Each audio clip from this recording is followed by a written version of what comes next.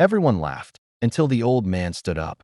And in that single moment, every voice, every breath, and even the hum of the ceiling fan seemed to die. Before I tell you what happened next, tell me in the comments where you're watching from. I love knowing who's listening. The Navy mess hall was alive that morning, clattering trays, loud jokes, the smell of burnt coffee, and the unmistakable swagger of young men who believed the world bent to their command. They were SEALs, disciplined, proud, and unbreakable.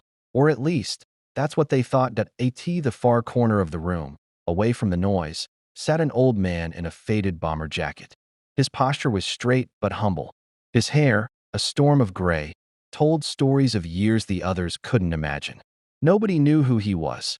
He wasn't wearing a uniform, no name tag, just a quiet stillness that didn't fit in the chaos. Then, as fate would have it, one SEAL, young, loud, and eager to impress, spotted him. "Hey, Pops," he called out, smirking. "You looking for the retirement home or the salad bar?" Laughter erupted. A few others joined in, egging him on. The old man didn't look up. He just kept stirring his coffee slowly, as if the world around him didn't matter. That only made them laugh harder. The SEAL stood, puffed his chest, and walked over. "Come on, old-timer. At least tell us your rank back in the day." The old man's spoon stopped. The silence that followed was subtle at first, just a shift in the room's rhythm. But then it spread like a chill down every spine. He raised his eyes, calm, piercing, and steady as a rifle barrel. "My rank," he said quietly. "Son, I trained the men who trained your instructors." A fork clattered to the floor somewhere behind them. The laughter vanished. Nobody spoke for a long second. Even the young SEAL who'd started it couldn't hold the stare. There was something ancient, commanding, and unmistakably military in the old man's voice. Someone from the back whispered, "Wait, is that him?" "No way." Murmurs began to rise. Half disbelief, half awe. The old man finally stood. His bomber jacket shifted, revealing a small patch on his sleeve, barely visible, but instantly recognizable to those who knew. It was the insignia of a special unit most SEALs had only heard of in stories. UDD 21, Underwater Demolition Team. The original SEALs before SEALs even existed. The young man's mouth went dry. The old veteran looked at him, then around the room. "You boys walk on ground paved by ghosts," he said. "We didn't have your gear. We didn't have drones or satellite maps. We had knives, our courage, and the man beside us. That was all." The words didn't come like a lecture. They came like a memory resurfacing, soaked in the weight of sacrifice. As he spoke, the mess hall grew still. Even the cooks behind the counter leaned closer, silently listening. "You know what rank mattered back then?" The veteran continued. "Not the one on your chest. The one you earned in the eyes of the men who'd die for you." No one dared move. The young SEAL swallowed hard. That he wanted to apologize, but words felt too small. "Sir," he began, but the old man raised a hand. "Don't apologize, son. You weren't wrong to ask. Just remember, every time you lace those boots, you're walking for someone who never came home to untie theirs." His voice cracked slightly on that last word. That's when they noticed the tremor in his hands. The one he'd been hiding. A storm of guilt and respect swept the room. The young SEAL finally spoke again, quieter this time. "Sir, may I ask your name?" The old man gave a faint smile. "Name doesn't matter. The ocean remembers us all." Then, reaching into his jacket, he pulled out a folded, weather-worn photo. It showed a small group of young men standing waist-deep in surf, black wetsuits half torn, smiles wide, holding a tattered American flag. He laid it gently on the table. "These were my brothers. Okinawa, 45. Some were just kids. We thought we were immortal." A murmur ran through the hall again. This time, not of laughter, but reverence. The commander, who'd been standing silently in the back, finally stepped forward. "Chief," he said softly, recognizing the insignia.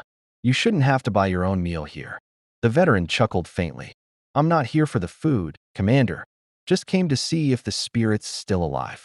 The commander's eyes glistened. "It is, sir. Because of men like you." For a moment, time itself seemed to pause. The young SEAL who'd mocked him earlier straightened his posture. "Chief, if it's all right, I'd like to sit with you." The old man looked up, really looked at him, and nodded. "Then grab a chair, son. The table's big enough for both generations." He smiled faintly. The kind of smile that hides decades of pain, loss, and pride all at once. As they sat together, the mess hall slowly filled with conversation again, but it wasn't the same laughter as before. It was quieter, deeper, respectful, and at that table, the past and the present shared a meal, divided by age but united by something that never changes: the bond of service. The conversation stretched on for hours. The old man told them stories that didn't exist in textbooks, of missions without backup, of comrades lost to the sea, of nights when courage meant walking toward fear without a sound. And the young SEALs listened, not out of politeness, but hunger. Every word was a thread connecting them to something bigger than themselves.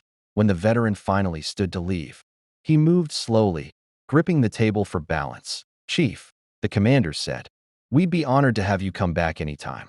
The old man gave a soft laugh. "Careful what you wish for, Commander. I might just make you do push-ups with me." The whole room laughed with him this time, not at him, but with him. He turned to the young SEAL one last time. "You've got a good heart, son. Just remember, strength isn't loud. It's steady." Then he walked out, sunlight cutting across his back as the door closed behind him. For a long while, no one moved. The young SEAL sat staring at the empty chair, the untouched coffee cup, and the faded photograph the old man had left behind. He picked it up carefully. Tracing the faces with his thumb, there was something about those smiles, defiant, proud, almost eternal, and in that instant, he understood: ranks fade, medals rust, but the spirit that drives a warrior, that never dies, because respect isn't given. It's earned, through courage, humility, and the quiet strength to keep standing when everyone else falls. And somewhere beyond that mess hall, perhaps on a quiet shore where the ocean meets the dawn, an old veteran smiled, because the flame he'd carried for a lifetime had found new hands to hold it. Because kindness doesn't vanish, it waits, and it finds its way back. And sometimes, it walks into a mess hall wearing an old bomber jacket. If this story moved you, take a moment to share it forward, and let me know in the comments what respect and service mean to you. Don't forget to subscribe for more powerful, human stories that remind us what truly matters.